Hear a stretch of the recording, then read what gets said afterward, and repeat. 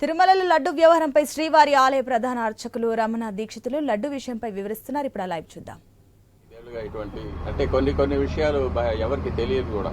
అటువంటి విషయాలు కొన్ని అపచారాలు జరిగినవన్నీ కూడా చెప్పి వీటిని సరిదిద్దడానికి నాకు ఒక అవకాశం ఇవ్వాల్సిందని చెప్పి రిక్వెస్ట్ చేస్తాను. తప్పకుండా ముఖ్యమంత్రి గారు దీన్ని పరిశీలిస్తారనే నమ్మకం నాకుంది. మీరు 50 ఏళ్ళుగా పనిచేస్తున్నారు చెప్పారు స్వామి, ఇంతవరకు ఇటువంటి ఘటనలు ఇప్పుడు చోటు చేసుకున్నారా? ఎప్పుడూ లేదు. ఎప్పుడు స్వామివారి ప్రసాదాల్లో కల్తీ జరగడం అనేది ఇంతవరకు నాకు తెలిసి ఎప్పుడు ఈ 50 ఏళ్ల అనుభవంలో ఎప్పుడు జరగలేదు. ఎప్పుడైనా కూడా నేను చిన్నప్పుడు కూడా తిరుమలకి వస్తే స్వామివారి దేవాలయం చుట్టూ నెయ్యి గమగమలు ఎప్పుడు ఉండేది. నెయ్యి ప్రసాదం చేతితో తీసుకుంటే నెయ్యి అలా కారిపోతూ ఉండేది చేతి నుంచి. అంత రుచిగా అమృతం లాగా ఉండేది ప్రసాదాలు కానీ పన్యారాలు కానీ. సమృద్ధిగా భక్తులకు అందరికీ సమృద్ధిగా ప్రసాదాలు పంచేవాళ్ళం. ఇప్పుడు అది కూడా లేదు. ఉదయం ఒక గంట సేపు అన్న ప్రసాదాలు వస్తాయి, తర్వాత లడ్లో ఏదో పంచేస్తూ ఉన్నారు. అన్న ప్రసాదాలు భక్తులకు అందరికీ కూడా చేరడం లేదు. కాబట్టి అన్న ప్రసాదాలు సమృద్ధిగా తయారు చేసి స్వామివారికి నైవేద్యం చేసి భక్తులందరికీ కూడా రోజంతా కూడా స్వామివారి అన్న ప్రసాదాలు చేరేటట్టుగా మనం. ఇప్పుడు మీరు నూతన ఇవ్వు అడిషనల్ ఇవ్వని కలిసానన్నారు కదా, వాళ్ళ దృష్టికి తీసుకెళ్లారు. ఈ అన్న ప్రసాదాలు గిట్టాన్ని పెంచాలా భక్తులందరూ కూడా కంపెనీ. అన్నప్రసాదాల విషయంలో కొలతలు తగ్గిపోయాయని చెప్పాను. చేసే సమయాలు మార్చేశారు. ఇష్టంగా ఆగమ శాస్త్ర ప్రకారంగా జరగడం లేదనేది చెప్పాను నేను. అవి కూడా కొంతకాలంగా స్వామివారి సేవకు దూరంగా ఉన్నారు. తిరిగి స్వామివారి సేవకు ఎప్పుడు వస్తారు అనుకుంటున్నారు? అలాంటి అవకాశం ఉందని అది నా మీద బలాయించిన అబద్ధపు కేసులు ఈ ప్రభుత్వం కనుక తీసివేస్తే నేను స్వామివారి కైంకర్యానికి తప్పకుండా వస్తాను.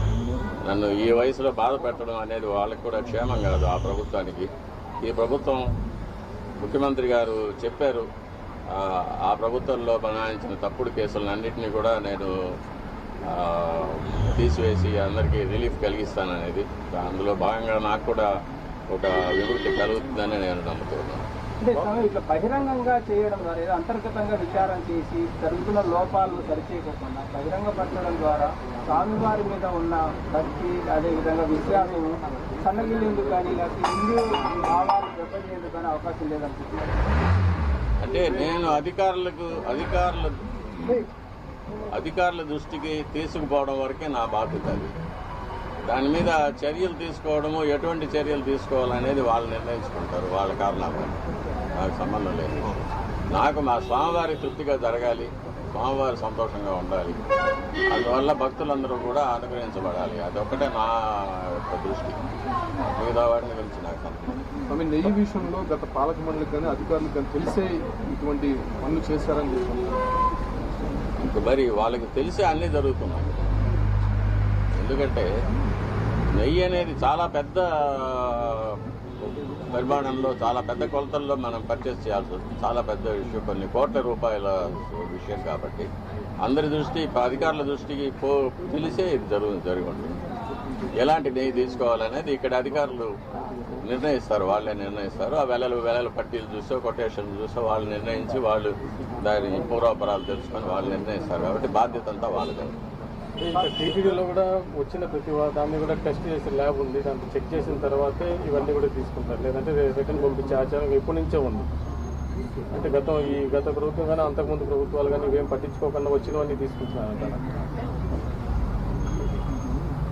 ఏమో ఆ శాంపుల్స్లో కూడా ఏదైనా గోల్మాల్ జరిగి ఉండొచ్చు. పరీక్షకు వచ్చే నెయ్యి మంచి నెయ్యి పంపించి యాక్చువల్గా సప్లై చేసే నెయ్యి వేరే క్వాలిటీ పంపించి ఉండొచ్చు కదా. అంతా అధికారుల పరిధిలోనే జరుగుతాయి. స్వామి, ఇప్పుడు ల్యాబ్ ఉండదు, ల్యాబ్ కిందకే పెట్టి పరీక్షిస్తే సరిపోతుంది. ఇక్కడికి టన్నులు కొద్ది లారీలు వస్తుంటే అన్నింటినీ ఇక్కడికి పరీక్ష చేయడానికి ఉండదు. ల్యాబ్ని కిందకి దించి ఇబ్బంది ఏమైనా ఉంటుందా స్వామి? ఒకటి దీనికి అన్నిటికీ కూడా మళ్ళీ మనం వెనక్కి వెళ్లాల్సి వస్తుంది. చిత్తశుద్ధి అనేది ఉండాలి. నిజమైన భక్తులు అధికారులుగా ఉండి అన్ని చోట్ల స్వామివారి భక్తులుగా ఉండి స్వామివారికి బాగా కైంకర్యాలు జరగాలని, నైవేద్యాలు జరగాలనే ఒక మంచి సామాజిక దృష్టి ఉంటే ఇటువంటి తప్పులు జరగడానికి వీలుండదు.